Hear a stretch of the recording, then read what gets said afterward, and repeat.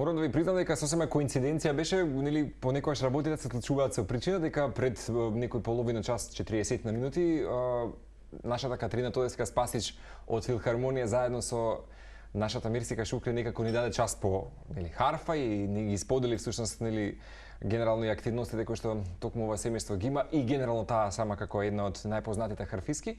И веднаш ми текна дека реализацијата на денешното издание на Утринската Телма ќе биде токму со, јас би рекол, ветеранот на нашата македонска музичка сцена, или ја ќе кажам еден од најпознатите македонски обоисти.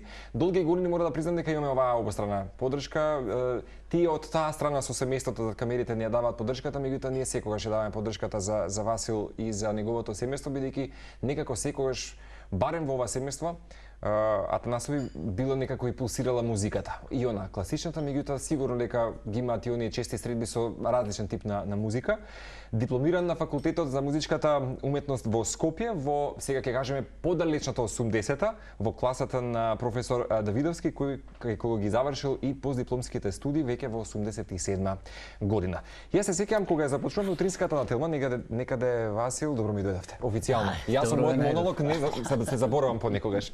Се сеќавам 2016 година. Дали беше тоа можеби кога вие во Центарот за култура Антон Панов во Струмица имавте можеби 40 години од вашата дејност? Да, и добро тој помнам. беше поводот и во Скопје, голем концерт со гости од цела Југославија и Европа и посебно во мојот роден град. И добро ме држи меморијата. Да, па младо момче ме држи. Младо момче кое што веќе сега и полека подзаборава, да ви кажам и да ви кажам искрено. Како и да е, вие сте, ќе кажам, на вистина еден од најфасцинантните, ова вистина со посебен пиетет го кажувам, промотори генерално на оваа музика, бидејќи сте и не само тоа што сте долги години ветеран, би рекол, нели, и мастер класа, меѓутоа сте многу често сме говорили за активностите кои што ги имаат скопските солисти, бидејќи сте основаш и уметнички раководител всушност, нели, на камерниот оркестар Скопски солисти, кои што се исклучително, нели, и фасцинантни секогаш да се слушаат, токму на, нели, и Скопскиот дувачки квинтет, ако не се лажам. Што има друго? Трио Атанасов, Трио Macedonico и така натаму. Голема е биографијата, вистина, кога ќе се погледне во овие колку сега 45-6 години музичка дејност. 45. А се чувствувате како да беше вчера, сигурно? Да. Просто неверојатно како брзо времето минува. Еве сега вие спомнавте, тоа беше јубилеј од 40 години концертна дејност. Како да беше вчера во Штип матурскиот концерт, официјално, нели да кажам, рецитал. Тоа го сметав за едно кронисување ваше тогаш. Тогаш почнува се, тука се надпреварите, усовршувањето на факултет, постдипломските студии, гостувања, педагошката дејност неодминлива, која е исто долги години. Па јас мислам дека квинтесенција на вашето деслување во музиката генерално е тоа што имате таков еден перфекционизам и една дисциплина, што мислам дека и таа педагогија што имате и врз себе дадено и врз учениците, па и семејството, мислам дека е јасно очигледно на долги години. Па видите, веќе 5 децении што се вели. Без чесен пристап кон професијата што ја работите, поготово во уметноста и спортот, нема камуфлирање. Еве вие спомнавте дека нашата фамилија, скоро сите се музичари, и братучедите и подалечните родни од моето семејство, уметници, во главно најповеќе музичари. И тука нема блефирање, од и моите деца кога сакаат да се запишуваат во музичкото училиште, тие одеа ниже и синот и керката. Јас реков, ова е сериозен избор. Ако ја сакате, продолжуваме. Сите ќе ве споредуваат со мене. А тоа е најлошиот момент, ја не можам да свирам за вас. Како и вие за вашиот брат не можете да играте фудбал или кошарка, колку и да го фалиме. Колку и да го носите презимето, да речеме. Така да, тука беше во ред се разбравме, талентот и работата превладува, а како што рековте, за да биде перфектно се и да напредува секој уметник, и моја препорака била секогаш и на моите ученици и студенти, да бидат со еден одговорен пристап, поштена работа, вежбање, не свирење. Значи, кога ќе дојде некој пат мои ученици или студенти, вика, вежбав професоре. Па добро, нели 2 часа се договараме дека овде и овде треба вака, или фразата да се направи. Значи, ти само си свирил да те слушаат дека дома свириш 2 сата. Не си тренирал. Да, не си вежбал. Кога вежбаме, ние усовршуваме детали, бидејќи нашата професија е така многу прецизна, суптилна и нема враќање. За разлика од другите уметности, Сликарот може утре да ја преправи сликата. Писателот сега беше наша млада Маја Божиновска, така. Позната, која има добра иднина, убава. Значи, тие секогаш може да коригираат нешто, ама во музиката моментот е сега. Бидејќи во моментот, ако концертирате, нема враќање. Така е. Повтарање утре секогаш постои, затоа јас често ја спомнувам на Менјухен една изјава кога бев студент во Дубровник на Дубровачките летни игри, тогаш издигува тие весници Старт и слично, и тој даде интервју, новинарката го прашуваше: ги слушате ли вашите снимки, маестро? Вика: за жал не, една само слушав. Па зошто? Па вика, најдов 100 грешки. И повеќе не сака да слушам. Има продуцент, тој ќе преслушува, мое да дадам, вика, се од себе да биде најдобро. Секогаш велам дека добро поставена меритократија, кога нели имаме, да речеме, во случајот на ансамбл или техничко раководство, нели секој треба да се знае задачата, меѓутоа вие препознавам таа перфекционизам и таа перфекција која што носите. Знаете што ми се допаѓа секогаш кај вас, да речеме вака сега и од помладата генерација, нели почитувајќи ве како музички творец и деец, е тоа што секогаш концерт не може да се создаде туку така сам. Секогаш треба да имате нели доста голем број на публика и луѓе. Меѓутоа се сеќавам и ви кога го одбележавте тој голем јубилеј на 40 години нели вашето творештво, беше насловен како Васил и пријателите. Да. Значи секогаш пријателите се дел од вашиот културен животен музички мозаик. Тие се најголемото богатство, посебно колегите пријатели од бившите ју професори и блиска околина, да кажам. Од Бугарија, од Србија, од Хрватска, мои соработници. Имате доста наброј. Така да, нели, секој пат тие концерти наши се врзани и со финансиските средства. Јас можев да повикам и уште позначени пријатели, но кога се средствата ограничени, вие гледате во рамките на тие можности да направите нешто. Со тие ресурси кои што ги имате, така да тогаш на тој јубилеј, нели, вие спомнавте, цела фамилија сме музичари. Тоа е среќата. И снаата е музичарка. Вистина? Син ми, зетот е музичар. Како ќе кажеме, со што зрачиме, тоа ќе привлечеме кон нас.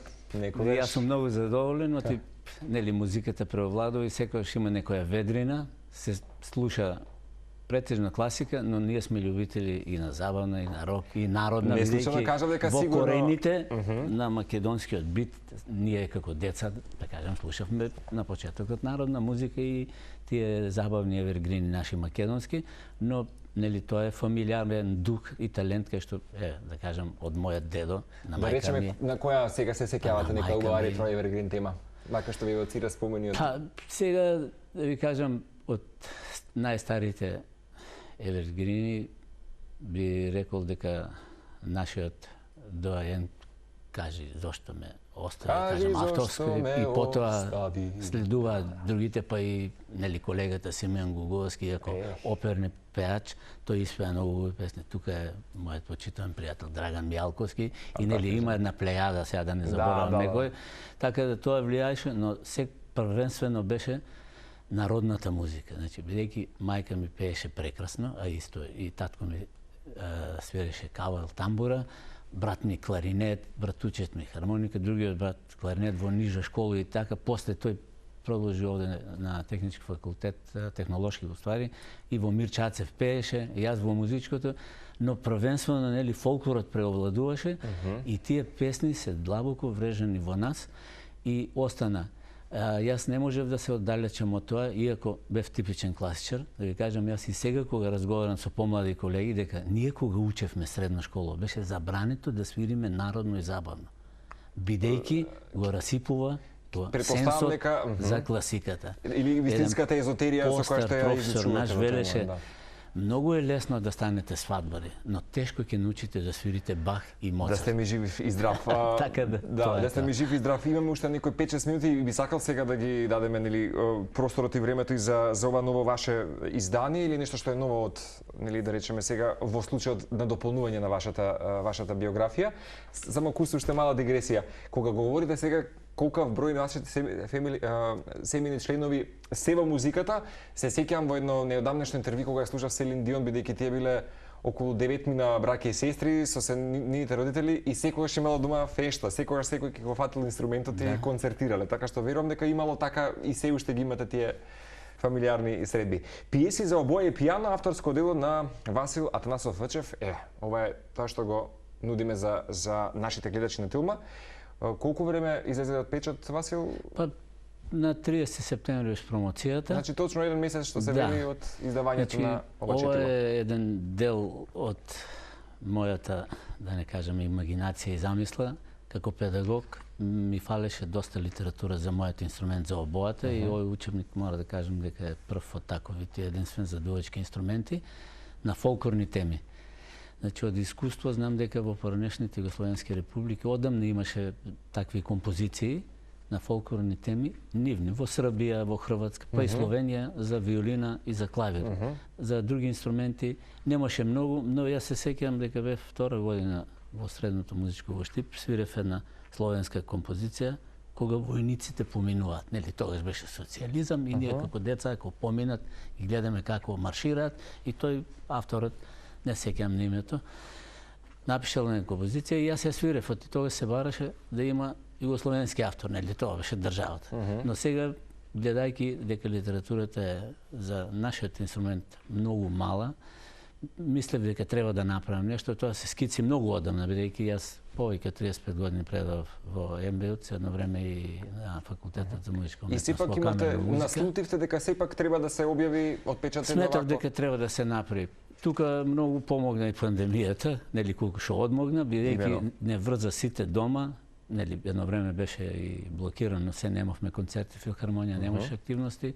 Тогаш јас тие скици ги извадив и реков, ова мора да се направи во добра книга, така да содржината е убава и тие се распоредени како во 4 скали. Да, и забележав дека во ова четиво имате додаток што е за обоа, така? Тоа е соло штимот за обоата и тоа е најизненадувачкото и најубавото. Еве го кај мене, кај што колегите додатокот, така? Па за солистот како би свирил. Да, колку убаво. И јас мора да кажам дека за ова издание издавач е Матица Ексклузив. Браво за Матица, да. И ова решение го графичко, да кажам, реализира прекрасно. Џолев Арт. Дејан Џолев. Дејан Џолев, мора да го и тој е поздравам. прекрасен, и ваш гостин бил, знаете, инвентивен. Прилично прагматичен во своите идеи. Штампата на Ри графика и нели, благодарам на сите поддржувачи, на спонзорите кои се тука наредени и секако на рецензентите кон оваа книга, тоа се познати наши педагози, професори, музички критичари. Тука пред се доктор Анкица Витанова, главна шефица во бирото за образование. Драган Дутовски, ако не се лажам исто? Драган беше на промоцијата. Овие се во книгата. Професорот Кочаров по кларинет од факултетот за музичка уметност и колешката ваша Васка Нумова, Томаска од Македонско радио, долгогодишен новинар, критичар и публицист. Да. И нели за да се издаде секоја книга, секој пат треба најмалку 2 или 3 рецензии, тоа се рецензентите. А овде на промоцијата, поради, да кажем, одредени причини возраста, професорот Кочаров си ужива во Дојран и ми рече, вика, како вистински боем. Да не доаѓам, јас сум, вика, пензионер, си уживам, покани некој друг, така да овде промотори беа господја Васка Нумова Томовска и Драган Даутовски. И беше многу симпатично, мора да кажам, имаше и публика, иако тој ден некако се разврна, се растажи, времето се расплака, берикет и така. Да, некој од колегите кажа. Промоцијата помина одлично, со солидна посетеност, убава, а потоа, нели, бидејќи сметав дека треба да ја реализирам уште на неколку места, во мојот роден град, во Струмица, тоа се случи, беше многу успешно и секако во градот Штип, кај што го завршив средното музичко училиште и имаше одлична посетеност. Колегите беа многу задоволни, како нели во Скопје и во мојот роден град, но Штип посебно бидејќи јас се радував, дојдоа неколку професори кои се одамна во пензија и тие многу беа задоволни и радосни, нели со честитки, бидејќи дел од тоа моје образование сум го стекнал кај нив и јас бев многу радосен. Ја споделивме радоста заедно и ете испадна ова, да кажам, книга со 15 композиции, од кои 12 се фолклорни наши, а 3 се мои. И така се степенесто наредени за нижа возраст, за средна, факултет и за уметници. Од почетоците, ученик Калфа мајстор, така не бидат тие... Така да, посебно ми е драго, ја направив композицијата Тешкото на Григор Смокварски, која порано Ангел Шурев мајстров покојни ја направи за мене за клавир и за оркестар со скопски солисти. Сега ја се обработив, ја направив за 2 обои и клавир. Прекрасно. И таму една новина внесов, клавиристот да го отвири тапанот, нели на капакот и на подот од типките, да се добие тој ефект на тапан и тешкото е секој пат фасцинантно каде и да одиме да го свириме надвор од Скопје. Мислам, поготово во странство, така да мене ми е многу драго еве тие млади таленти ќе има што да свират и ќе кажеме дека таа е намената за скоро сите дувачки инструменти. И за виолина дури може за гудачките, бидејќи е нотирано се во една класична хармонска обработка и верувам дека и на младите таленти ќе им се допадне. Што повеќе, мислам, доволно е што речиси 5 децени, целото ваше искуство и ентузијазам го пренесувате на вашите студенти. Нека не проложи тој после натом во вашето тело да се пренесува од генерации. Голем поздрав и до вашата ќерка која што на гости. Ќе потсетиме пиеси за обоја и пијано на нашиот почитуван Васил Атанасов. Вчев веќе ја имате во Матица Македонска. И имаат, ако не се лажам, 30 години на убав јубилеј, кој што го одбележуваат секако и со издаваштво на нова издание. Ви благодарам уште еднаш. Благодарам поздрав на до семејството. Убав ден. Убаво заокружување со вас и официјално јас и ти оно што го започнавме како да го заокружиме и ова денешно понеделнично издание. Стартувавме нова недела, стартувавме нов месец заедно. Бидете со нас и утре во 6 часот и 55 минути, со Ненад сме утре. Само да прашам, добра салата, да? Добра. Едве, чекаме да дегустираме кромиче, лукче. Се гледаме утре. Имајте убав ден. Убав ден, Македонија. Чао, чао.